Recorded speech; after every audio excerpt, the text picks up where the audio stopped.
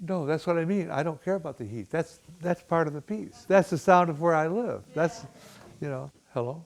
I'm Robert Ashley, and I'm a musician, and we're doing this interview because this month and next month there happens to be a lot of different kinds of performances of my work happening in New York City.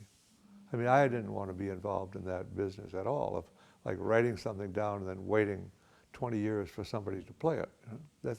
That's really boring. So I've always just been working with whoever I could find who wanted to work with me. So there's no point in writing anything down.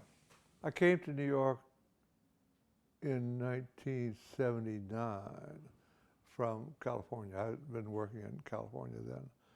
And Mimi and I bought this this loft that we're in, and we lived here for 6 years. And I made a studio while we were living here and that kind of thing.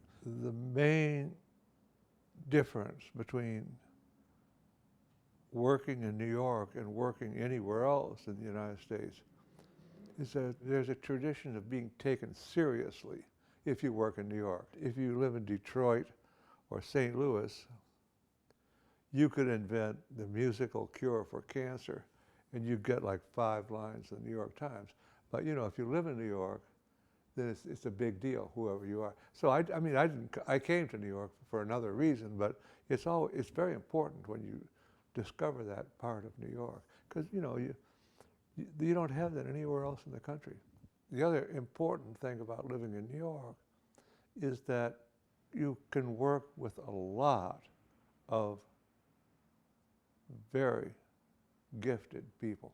When we first moved here and I got involved with Perfect Lives, I was involved with, you know, John Sanborn and Dean Winkler. They were just like, you know, kids, like 25 years old, both geniuses. When I started working on Perfect Lives, we performed it on stage like, I don't know how many times, dozens and dozens of times, all over. In order to understand the piece, you really have to play it or sing it to understand it. You know, it's not, you can't just read a piece of music and do it. So that we were very lucky, because Performing Arts Services helped us get many, many, many performance opportunities for the piece. I've always had a band. The band that did Dust and Celestial Excursions and Concrete, I've been working with them now for more than 20 years. And they do such great work, you know. They do it better than I can imagine me doing it. I don't want to work with anybody except my friends. I've made some new friends recently, though. Now I'm involved with Fast Forward and Tom Hamilton, David Moody, and 17 performers to do that morning thing at the kitchen. And